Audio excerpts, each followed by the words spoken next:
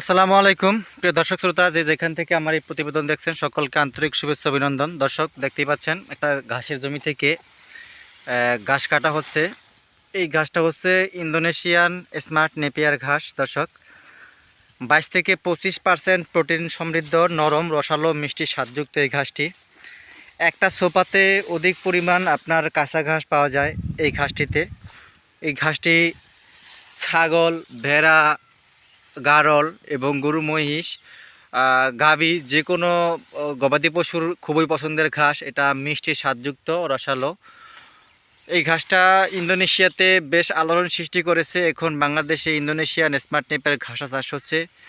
এই বাংলাদেশে এই ঘাসটা খুব বেশি বাম্পার ফলন হচ্ছে, কারণ এই ঘাসটা বেলে, এঁটেল, দোআঁশ যে কোনো মাটিতে এই ঘাসটা কিন্তু খুব সুন্দর হয়ে থাকে। দর্শক, আপনাদের দেখাবো কিছুদিন পূর্বে ঘাস কাটা হয়েছে। দেখেন সেই ঘাস থেকে আবার কিভাবে অঙ্কুর হয়ে আবার পুনরায় ঘাস জন্মে।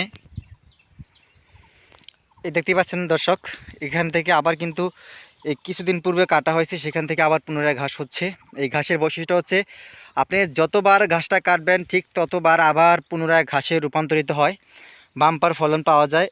একবার রোপণ করবেন, অনায়াসে 5 থেকে 6 বছর ফলন পাবেন। স্থায়িত্বের দিক থেকে ঘাসটা সবচেয়ে সেরা।